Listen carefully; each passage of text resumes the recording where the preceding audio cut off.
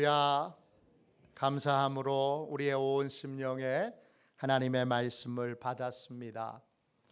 헌금과 구제의 신비, 헌금과 구제의 신비, 이런 제목으로 하나님의 말씀 나누겠습니다. 하나님은 우리에게 상 주시기를 원하십니다. 마태복음 6장에 보면 예수님께서 하나님이 상 주시는 경건한 행위 세 가지를 소개합니다. 구제와 기도와 금식입니다. 구제와 기도와 금식을 하면 하나님이 반드시 상을 주십니다. 오늘은 이 중에 구제에 대해서 함께 말씀을 나누겠습니다. 초대교회 구제는 개인의 차원으로 이루어지지 않고 교회 차원으로 이루어졌습니다. 교회 성도들이 헌금을 하면 그 헌금에서 일부를 떼어서 구제를 했습니다. 그러니까 구제에는 헌금이 항상 포함되어 있습니다. 하나님은 우리가 바르게 헌금하고 또 바르게 구제할 때 우리에게 상을 주십니다. 저와 여러분 모두가 다 하나님께 귀한 상을 풍성하게 받게 되기를 축원합니다. 헌금에서 가장 기본은 11조입니다. 화도시온 교회는 11조, 감사헌금, 주일헌금, 선교헌금, 일천번제 헌금, 또 절기마다 절기헌금, 그리고 특별한 선교 목적을 위하여 비정기적으로 목적 헌금을 드립니다.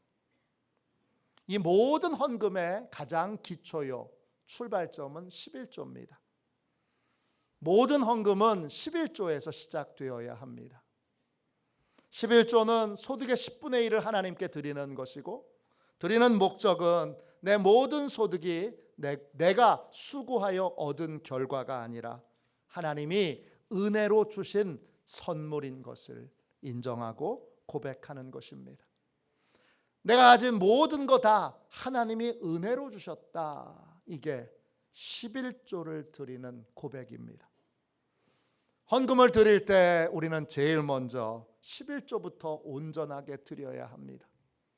저도 저희 교회 성도들의 11조 상황은 항상 살펴보고 있습니다. 온전하게 11조를 드릴 때 내가 누리는 거 내 것 아니고 하나님의 것입니다 라고 하는 이 고백이 실제가 됩니다. 그럴 때 하나님의 특별한 보호하심과 신비한 은혜를 우리가 받게 됩니다.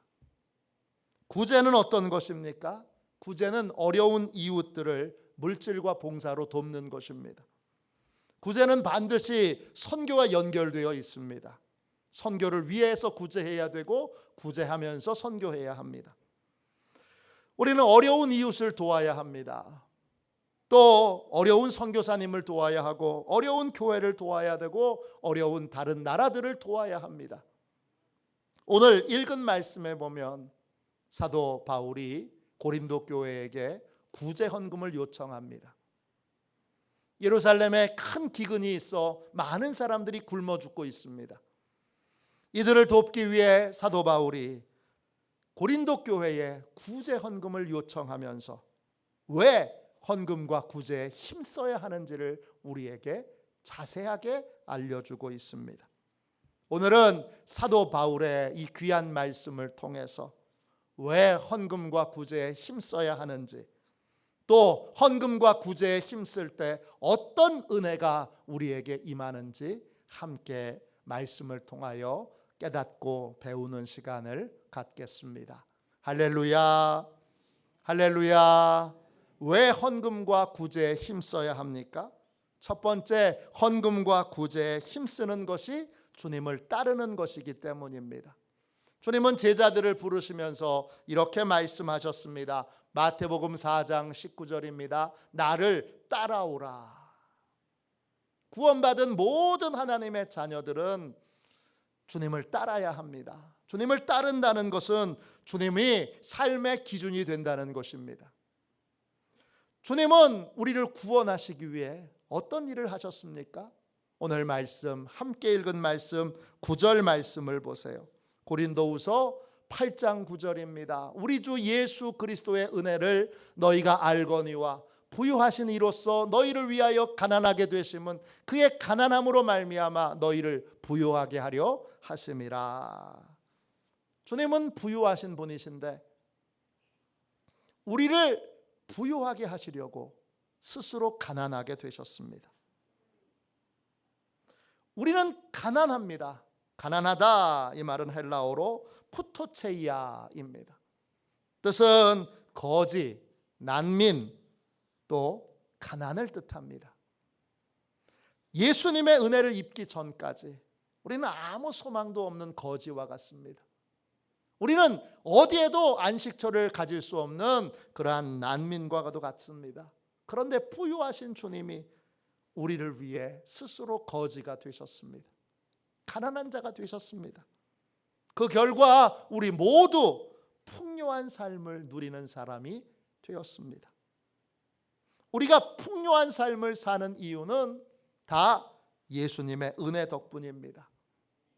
이런 우리에게 주님이 나를 따르라 하셨습니다.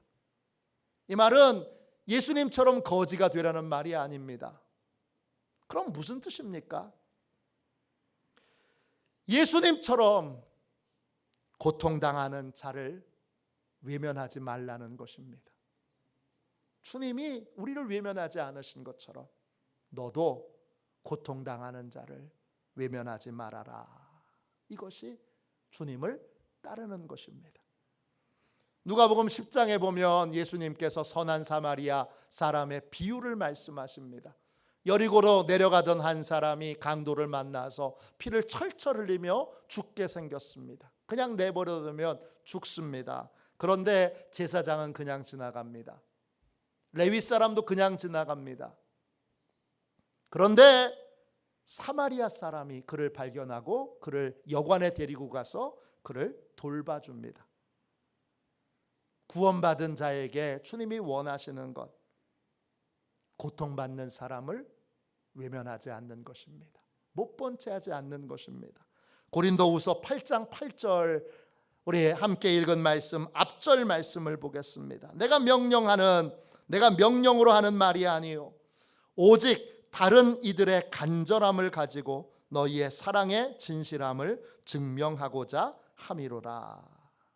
우리가 구제하는 이유는, 구제 헌금을 드리는 이유는 우리 안에 있는 진실한 사랑 때문입니다. 우리는 사도 바울과 같은 권위에 있는 자의 명령 때문에 억지로 하기 싫은데 구제를 하는 자들이 아닙니다. 우리가 구제하는 이유는, 구제 헌금을 드리는 이유는 다른 사람들의 간절함을 외면할 수 없기 때문입니다. 간절함이라는 말이 헬라어로 스푸데입니다. 뜻은 위급한 상황에 간절히 도움을 청하는 것입니다. 상가에서 월세를 내지 못해서 상가에 있는 교회가 쫓겨나게 생겼습니다. 수술을 당장 받아야 되는데 수술비가 없어서 수술을 받지 못합니다. 중학교 여학생이 생리가 시작됐는데 생리대를 살 돈이 없습니다. 며칠 동안 밥을 굶어서 이제 바로 쓰러질 것만 같은데 아무도 돌아보지 않습니다. 예수님의 사람은 이런 사람을 그냥 못 본 채 지나갈 수 없습니다.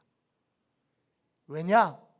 그 안에 예수님의 사랑이, 진실한 사랑이 작동하고 있기 때문입니다. 우리는 물과 성령으로 거듭난 그리스도인입니다. 우리는 다시 태어났는데 다시 태어날 때 우리 안에 있는 사랑도 다시 태어나게 됩니다. 그리스도인의 사랑은 진실합니다. 사랑의 진실함, 그 진실함이라는 말이 헬라어로 그네시오스입니다. 뜻은 진실하다, 정직하다는 뜻도 있지만 다시 태어난다 이런 뜻도 있습니다. 우리는 다시 태어나서 거듭나서 진실한 사랑을 가지게 됐습니다. 진실한 사랑은 고통받는 사람을 보고 그냥 지나갈 수가 없습니다. 절박하게 도움을 청하는 사람을 외면할 수 없습니다. 그게 그리스도의 사랑을 따라가는 길입니다. 주님은 주님의 사랑으로 우리가 많은 고통받는 자들을 돌보기를 원하십니다. 우리 안에 주님의 사랑이 있기에 주님의 사랑은 그냥 고통받는 자를 외면하려고 하는 우리의 마음에 계속해서 강권하여 가서 도와주라, 가서 도와주라, 가서 도와주라 이렇게 말합니다. 고린도후서 5장 14절입니다. 그리스도의 사랑이 우리를 강권하시는도다. 미국 LA에 실제로 있었던 일입니다. 두 청년이 피가 철철 흐르면서 병원에 후송되어 왔습니다. 근데 희귀한 혈액형입니다. 수술을 받아야 되는데 그 혈액형의 피가 병원에서 부족합니다. 급하게 라디오 방송을 통해서 희귀한 혈액형을 구한다는 그러한 방송을 합니다. 라디오 방송을 듣고 믿음이 좋은 장로님 두 분이 병원을 찾아옵니다.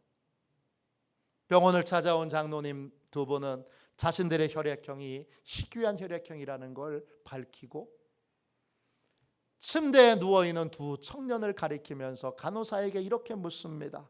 저 청년은 왜 병원에 왔습니까? 간호사가 이렇게 말합니다. 두 사람은 형제입니다. 오늘 어버이날인데, 정확하게 말하면 어머니날이죠. 어머니날인데 두 형제가 부모님 앞에서 싸움이 붙어서 서로 칼로 찔렀습니다. 그 말을 듣고 나니까 이 장로님의 마음에 이런 생각이 들었습니다. 야, 내 아까운 피를 저렇게 불효망측한 놈에게 주기엔 진짜 너무 아깝다.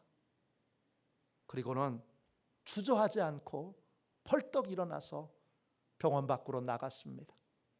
함께 갔던 장로님들을 데리고 나가는데 나가서 택시를 잡으려는 순간 한 장로님의 마음에 성령님이 이런 말씀을 주십니다. 사랑하는 아들아, 피를 주는 것이 좋지 않겠니? 내가 너를 위해 피 흘려 죽은 것은 내가 완전하기 때문이 아니란다. 나는 너를 위해 내 피를 흘리는 것이 조금도 아깝지 않았단다. 이 말씀과 함께 장로님의 마음에 찬송가 311장 말씀이 울려 퍼지기 시작합니다. 내 너를 위하여 몸 버려 피 흘려 내 죄를 속하여 살 길을 주었다. 너 위에 몸을 주건만 날 무엇 주느냐? 너 위에 몸을 주건만 날 무엇 주느냐? 마음속에서 울려오는 이 찬송 소리에 장로님은 잡았던 택시를 미안하다고 돌려보내고 함께 간 장로님을 설득하여 다시 병원으로 들어갑니다. 그리고 기쁨으로 두 청년을 위해 헌혈을 합니다. 거듭난 사람은 사랑도 거듭납니다. 그래서 진실한 사랑 때문에 고통받는 사람 그냥 외면하고 지나갈 수 없습니다. 우리 마음에 사랑이 계속 강권하기 때문입니다. 주님을 따르는 자는 구제와 헌금과 구제에 힘쓸 수밖에 없습니다. 두 번째, 헌금과 구제에 왜 힘써야 합니까? 헌금과 구제에 힘쓰는 것이 우리에게 큰 유익을 주기 때문입니다. 오늘 말씀 10절 11절 보세요. 고린도후서 8장 10절 11절입니다. 이 일에 관하여 나의 뜻을 알리노니 이 일은 너희에게 유익함이라.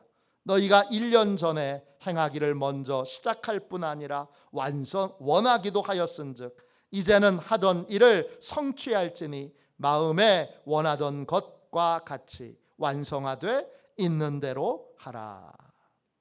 사도 바울은 구제하는 것이 우리에게 유익이 된다고 말합니다. 유익, 헬라어로 숨페로. 그렇게 선택하고 결정하는 것이 우리에게 이익이 된다는 것입니다. 이익이 되는 것을 선택했다는 것입니다. 이익이 되는 것을 결정했다는 것입니다. 우리는 도움을 주는 건 손해보는 일이고 도움을 받는 건 이득이 되는 일이라고 생각합니다. 그러나 하나님의 말씀은 다릅니다. 하나님은 도움을 필요로 하는 사람을 외면하지 않고 진실로 도와주는 것은 결국 나에게 큰 유익이 된다고 말하고 있습니다. 구체적으로 어떤 유익이 있습니까? 13절 14절 보십시오. 고린도후서 8장 13절 14절입니다. 이는 다른 사람들은 평안하게 하고 너희는 곤고하게 하려는 것이 아니요 균등하게 하려 함이니 이제 너희의 넉넉한 것으로 그들의 부족한 것을 보충함은 후에 그들의 넉넉한 것으로 너희의 부족한 것을 보충하여 균등하게 하려 함이라. 하나님이 고통받는 사람 외면하지 말고 가서 도와주라 하신 이유는 그 도와주는 사람은 평안하고 우리는 곤고하게 만들려는 것이 아닙니다. 도움을 받는 사람은 이득이 되고 우리는 고통을 겪게 하려는 것이 아닙니다. 곤고하게 한다, 헬라어로 들립시스입니다. 뜻은 굉장한 압박을 받는 것입니다. 위에서 내리눌리고 옆에서 조여오는 것이 들립시스입니다. 하나님은 구제하라고 명령하셨는데 왜 명령하셨느냐? 우리 형편을 어렵게 하려고, 우리를 곤란하게 하려고, 우리를 힘들게 하려고 구제하고 헌금하라고 명령하신 것이 아닙니다. 하나님의 계획은 뭡니까? 하나님의 계획은 우리 모두가 균등하게 되는 것입니다. 균등하다라는 말은 헬라어로 이소테스입니다. 뜻은 모두가 부족함이 없이 필요한 것들을 공급받는 것입니다. 우리는 저마다 넉넉한 것이 다릅니다. 돈이 넉넉한 분이 있는데 그분은 다른 것이 부족합니다. 건강이 넉넉한 분이 있는데 그분은 다른 것이 부족합니다. 시간이 넉넉한 분이 있는데 그분은 다른 것이 부족합니다. 고통당하는 사람을 외면하지 않고 그 사람을 도와주면 그 사람도 반드시 다른 부분에서 부족한 나를 도와줍니다. 그래서 모두가 다 넉넉하고 풍성한 삶을 살 수 있습니다. 우린 도와주는 걸 물질만 생각하는데 물질로 도와줄 수 있는 건 가장 쉬운 겁니다. 물질로 어려운 분을 도와주면 어려운 그분이 기도의 은사를 받은 분이라면 기도를 적게 하는 날 위해서 기도의 수고를 많이 해줄 겁니다. 그러면 나한테 얼마나 큰 유익입니까? 몸으로 봉사하면 도움을 받은 분이 성령의 은사를 받은 분이어서 특별한 은혜를 내가 받을 수 있도록 그렇게 힘쓰고 했습니다. 도울 사람이 없다면 하나님이 직접 도와주십니다. 누군가를 도와주면 반드시 나도 도움을 받게 되는데 내게 부족한 부분이 뭔지 하나님이 잘 아시기에 나의 부족한 부분, 내가 아무리 노력해도 안 되는 부분을 하나님이 특별한 은혜로 해결해 주십니다. 이 믿음이 생기면 헌금하는데, 구제하는데, 구제 헌금을 하는데 조금도 주저함이 없습니다. 마게도냐 교회 성도들은 헌금할 형편이 안 됐는데 넘치도록 구제 헌금과 선교 헌금을 합니다. 고린도후서 8장 1절 2절을 보세요.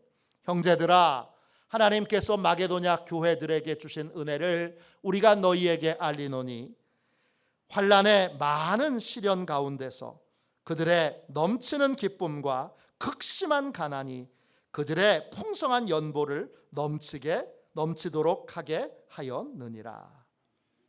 극심한 가난인데, 극심한 가난의 상황에 있는데 그 극심한 가난이 풍성한 연보를 넘치게 했습니다.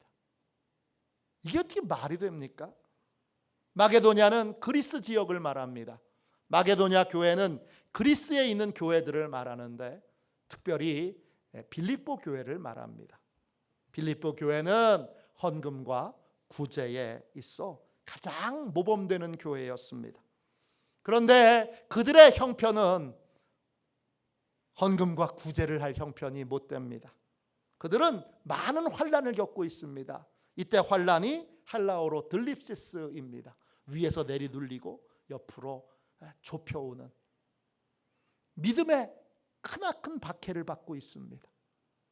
또 극심한 가난에 처해 있습니다. 헬라어 원어로 보면 차원이 다른 가난, 차원이 다른 궁핍을 경험하고 있는 것입니다. 그런데 하나님이 이 빌립보 교회에 성도들에게 놀라운 믿음을 주십니다. 그것이 빌립보 교회에 주신 은혜입니다.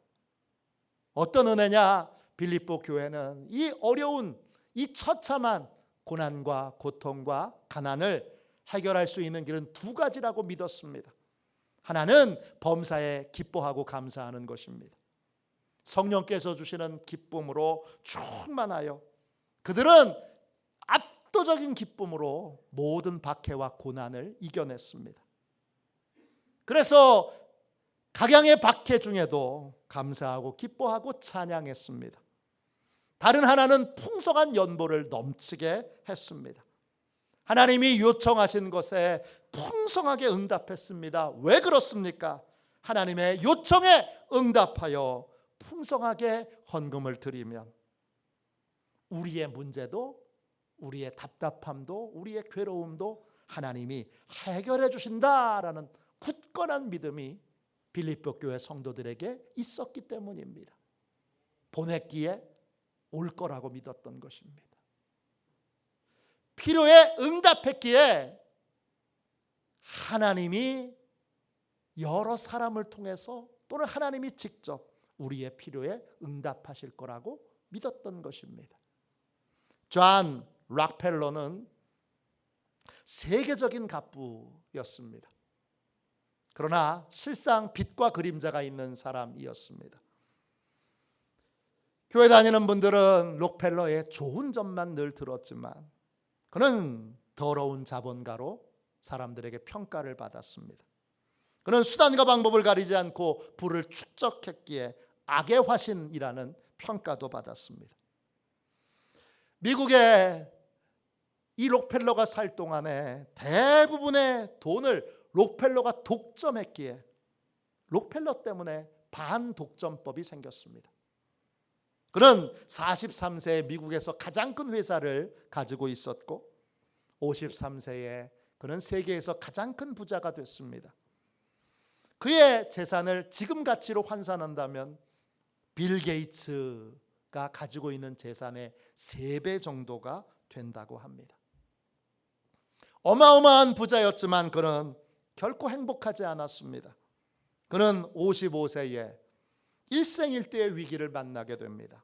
그는 기관지에 염증이 늘 생겼고 탈모와 신경병과 위궤양과 탈진으로 자주 쓰러져서 병원에 입원했습니다.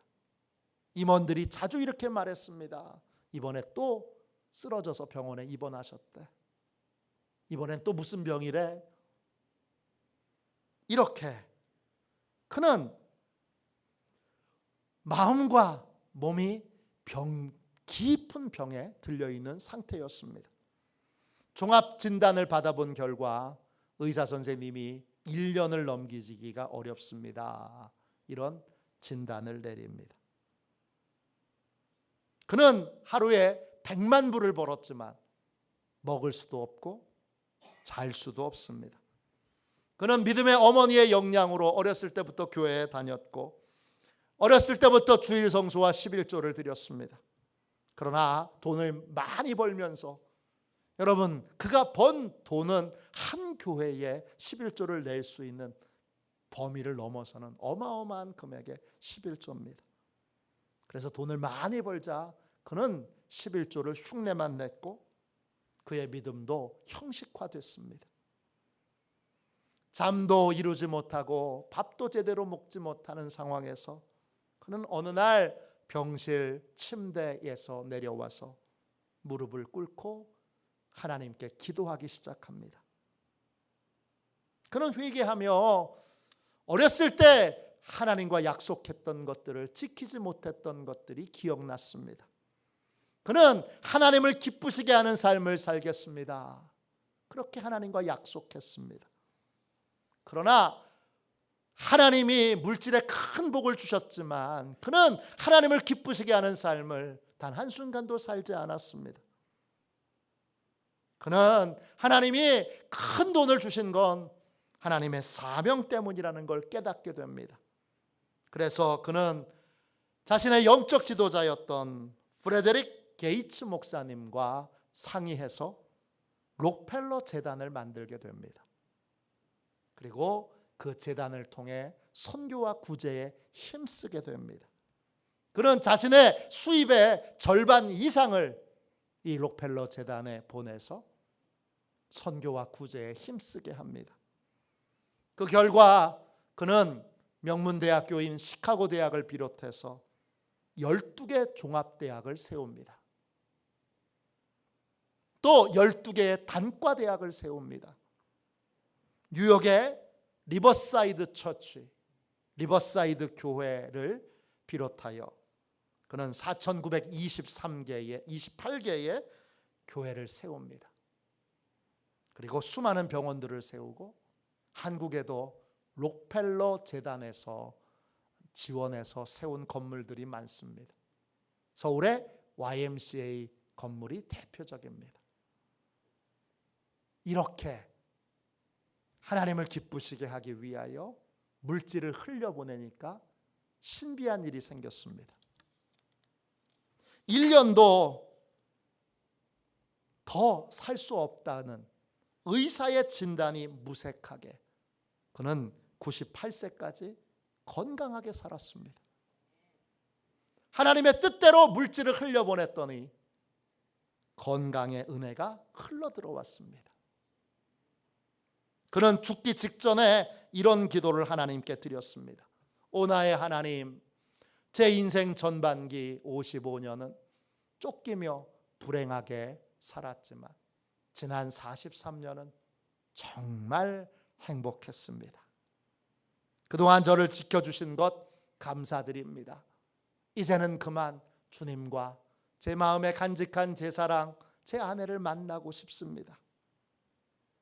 이제는 죽어도 여한이 없습니다. 주님, 한평생 정말 감사합니다. 이런 기도를 드리고 록펠러는 잠이 듭니다. 그리고 새벽에 하나님의 부름을 받습니다. 내게 넉넉한 것들을 흘려보냈더니 내게 부족한 것들이 하나님의 은혜로 채워졌습니다. 그렇게 되면 나도 넉넉해지고 다른 사람도 넉넉해지는, 모두가 넉넉해지는 은혜의 삶을 살 수 있게 됩니다. 이것이 헌금과 구제의 신비입니다.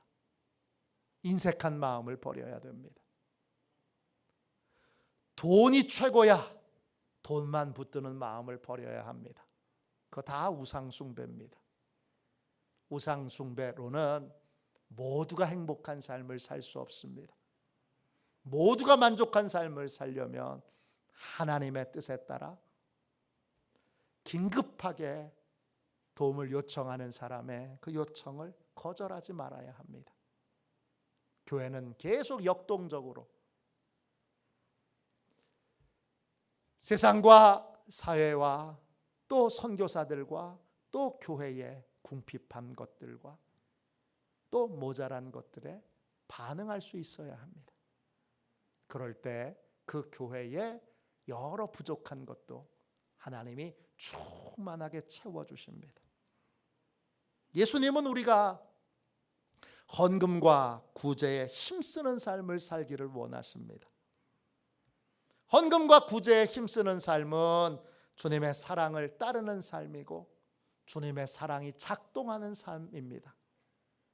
헌금과 구제에 힘쓰면 모두가 부족함이 없이 넉넉한 은혜를 누리는 삶을 살게 됩니다. 거듭난 그리스도인은 사랑에 있어서도 다시 태어납니다. 진실한 사랑으로 고통받는 사람 외면하지 않고 신실한 사랑으로 돕게 됩니다.